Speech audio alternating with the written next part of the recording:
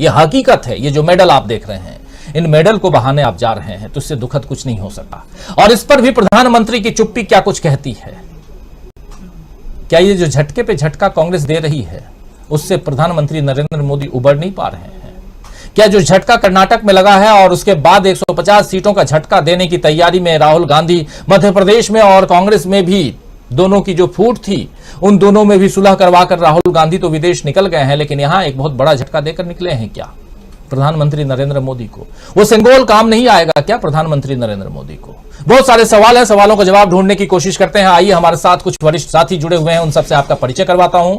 आगे बढ़ते हैं और इस कार्यक्रम को संचालित करने की अनुमति भी चाहता हूं। आप सबसे बहुत बहुत धन्यवाद देना चाहता हूं। आप तमाम साथी हमारे साथ जुड़े हुए हैं। शकील अख्तर जी इस वक्त हमारे साथ जुड़े हुए हैं, सुनील शुक्ला जी हमारे साथ जुड़े हुए हैं, धनंजय कुमार जी हमारे साथ, प्रोफेसर अखिल स्वामी जी जुड़े हुए हैं, हमारे साथ जुड़े हुए हैं प्रशांत टंडन जी और अमलेंदु उपाध्याय जी। आप सबका स्वागत है, तहे दिल से स्वागत करता हूं और तहे दिल से स्वागत इस्तकबाल आप तमाम दोस्त साथी शुभचिंतक आप सबका भी जो अब तक जुड़ चुके हैं, जुड़ने वाले हैं इस कार्यक्रम में। अलग अलग चीजें और उन सब में एक बहुत महत्वपूर्ण बात जो है वो पहलवानों की बात, जो हरिद्वार पहुंच गए हैं और दिल्ली पुलिस इधर कह रही है कि दिल्ली में इन पहलवानों को विरोध प्रदर्शन की अनुमति नहीं है, तंबू उखाड़ के फेंक दिए गए हैं। लेकिन कितना, कहां से उखाड़ के फेंकोगे? ये सवाल तो पूछेंगी ये लड़कियां, ये लड़के पूछेंगे। आइए चलना चाहते हैं, आगे बढ़ना चाहते हैं और झटके पे झटका की चर्चा करते हैं आज। दोहरा झटका, तिहरा झटका, कितने झटके? प्रोफेसर अखिल स्वामी जी।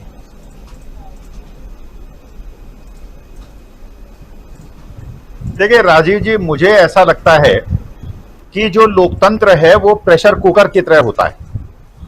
प्रेशर कुकर में जैसे सीटी होती है और जब प्रेशर बनता है तो ये गैस निकल जाती है जिससे विस्फोट नहीं होता है, वैसे ही लोकतंत्र होता है। और लोकतंत्र में इसीलिए तानाशाही जैसी कमजोरियां नहीं आती, क्योंकि छोटे छोटे स्तर पर, ग्रामीण स्तर पे संघर्ष होते हैं और जो दबाव होते हैं वो प्रेशर कुकर की तरह सीटी की तरफ से निकल जाते हैं। आज की जो स्थिति हो रही है, जो मुझे लगता है भारत जैसे देश में जो स्थिति हो रही है, वो स्थिति हो रही है कि इतनी निरंकुशता आ गई है। 2 बार इलेक्शन जीतने के बाद जो अहंकार आ गया है, वो अहंकार 50 साल इलेक्शन जीतने के बाद कांग्रेस के अंदर नहीं आया था। उस समय भी कांग्रेस के अंदर नहीं आया था जब कांग्रेस की संख्या, जो सदस्य संख्या थी वो 400 के ऊपर हो गई थी। तब भी राजीव गांधी के अंदर इतना अहंकार नहीं आया था। मैं कल्पना करता हूं कि रावण जब कहता था और जिस प्रकार का अट्टहास करता था, वो उसी प्रकार का अट्टहास मैं ब्रजभूषण शरण सिंह को आज करते हुए देखता हूं। आपको नौजवानों की चिंता नहीं है, आप अग्निवीर ले आते हैं। आपको किसानों की नहीं चिंता है, आप किसान बिल ले आते हैं। आप इनपुट कॉस्ट बढ़ा देते हैं किसानों की, उनकी आउटपुट कॉस्ट को नहीं बढ़ाते। आपको ट्रक ड्राइवर्स की चिंता नहीं है, आपको उन बच्चों की चिंता नहीं है स्विगी जोमेटो में पढ़ लिख कर, इंजीनियरिंग करके, एमबीए करके 20-25 हजार के लिए संघर्ष कर रहे हैं। आपको किसी की चिंता नहीं। तो वास्तविकता में ये जो स्थिति है राजीव जी, ये बिल्कुल उसी प्रकार की स्थिति है कि अगर ये प्रेशर नहीं निकला तो उसी प्रकार की स्थिति राजीव जी बनेगी जैसे 1977 में बनी थी। अगर आप दमन करेंगे, अगर आप लोगों को दबाएंगे और लोग डरेंगे। एक चीज राजीव जी मैं आपसे कहना चाहता हूं, जब मैं जंतर मंतर गया तो अपनी आदत से लाचार हूं, जो पुलिस वाले बहुत सारे खड़े थे, मैंने उनको छेड़ दिया। मैंने कहा कि आप ये बताइए, आपके घर में बेटियां नहीं है क्या? कहने सब हमारा मुंह मत खुलवाइए। बोले नहीं। पिछले 8-10 दिन में पुलिस वालों के साथ मेरा बहुत संपर्क रहा, तो 5-6 पुलिस वाले बैठे थे, मैं उनके साथ बैठा था। तो मैंने कहा कि आप लोग जो है, आप लोगों का दिल कभी आपको कचोटता नहीं कि वहां बेटियां घसीटी जा रही है, परेशान की जा रही हैं? क्योंकि उस समय उनके सीनियर अधिकारी नहीं थे। उन्होंने कहा कि सर ऐसा है, हम इतने दुखी हैं और अगर ये वर्दी हमारे शरीर पे न होती तो हमारी नौकरी की अगर हमें मजबूरी ना होती, अपना परिवार हमें न पालना होता, तो हम बताते कि हमारी बेटियों के साथ अन्याय का मतलब क्या होता है। तो चाहे देखिए, आज वो सीआरपीएफ और बीएसएफ के और जितने आरपीएफ के और जितने भी सैन्य बल के लोग हैं और जितने भी पुलिस अधिकारी हैं, कर्मचारी हैं, वास्तविकता में अगर आप उनका सर्वेक्षण करें, अगर आप उनका प्राइमरी डेटा लें, दुखी सब है। देखिए, हम सब जो हैं, हमारे अंदर एक आत्मा है जो हमको सबसे ज्यादा कचोटती है और हमको, तो सबसे पहले आदमी को अपना जवाब देना होता है अपनी आत्मा को, अपने को। जितने लोगों से मैं बात कर रहा हूं, जिनके प्राइमरी डेटा मैं कलेक्ट कर रहा हूं, किसी से भी, बड़े से बड़े भक्तों से भी उनके पास इसका कोई जवाब नहीं। आज आप देखिए गोदी मीडिया के अंदर केवल वो कांड चल रहा है जो कल हुआ है, जिसकी हम लोगों ने सबने भर्त्सना की है। फेसबुक में मैंने पोस्ट डाली है, उस लड़के को जिसने दोष किया है उसको फांसी पे लटका दिया जाए, 15 दिन के अंदर लटका दिया जाए। लेकिन ये जो दुष्ट आदमी जिसने अत्याचार और अनाचार किया है, इसके खिलाफ आप क्यों नहीं खड़े हो रहे हैं? आपकी आत्मा को हो क्या गया है? आपकी आत्मा मर गई है क्या? आप भारतीय छोड़ दी क्या आपने? आपका जो एक हमारे हिंदुस्तान की एक खूबसूरती थी उसको आपने छोड़ दिया क्या? हमारे देश की, हमारी मां बहनों का अगर इस तरह से इज्जत आबरू लूटी जाएगी और उसके बाद भी हम चुप रहेंगे, विश्व में हमारी क्या छवि बन रही है?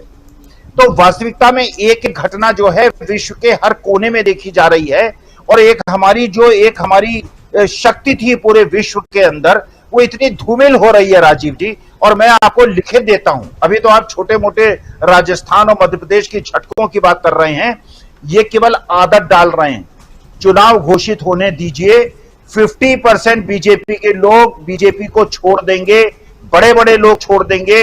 कुछ गुजरातियों को छोड़कर मेरे ख्याल से बीजेपी में कुछ नहीं बचेगा, क्योंकि जिस प्रकार का दमन और जिस प्रकार का दमन चक्र चल रहा है, बेटियों पे चल रहा है, किसानों पे चल रहा है, युवाओं पे चल रहा है, नौकरी पेशों पे चल रहा है, जो दुकानदार हैं उन पे चल रहा है, मध्यम वर्ग पे चल रहा है, एमएसएमई पे चल रहा है, ये जो दमन हो रहा है, गैस नहीं निकल रही है, प्रेशर कुकर काम नहीं कर रहा है, और ये देश का दुर्भाग्य होगा।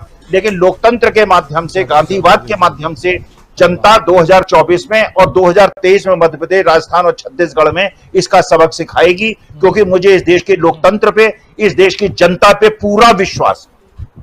जी बिल्कुल बिल्कुल, एक बहुत ये महत्वपूर्ण बात आप यहां रख रहे हैं, और साथ साथ जो घटनाक्रम बहुत तेजी से बदल रहा है।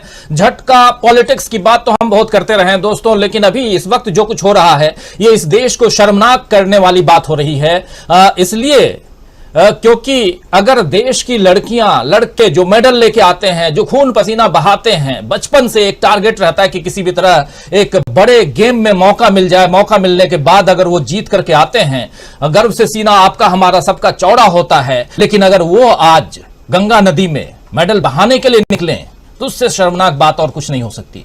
पूरी दुनिया ने अभी 2 दिन पहले एक शर्मनाक कहानी और भी देखी, अब उसकी चर्चा क्या करें यहां पे, और उस पर खूब चर्चा हम लोग कर चुके हैं। उसे भी कोटेड शर्मनाक कह रहा हूं। एक अखबार ने तो बीसी लिखा, 2023 बीसी, आप समझ सकते हैं। लेकिन आज जो कुछ हो रहा है इसको देख करके भी गर्व से सीना चौड़ा नहीं हो रहा है, बल्कि शर्म से झुक रहा है।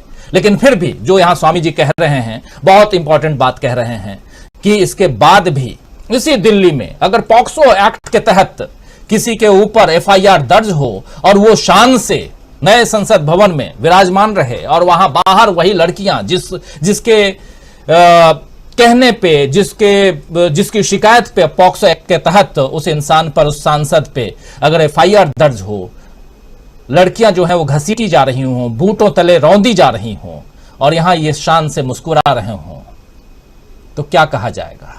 और प्रधानमंत्री नरेंद्र मोदी की चुप्पी क्या कही जाए?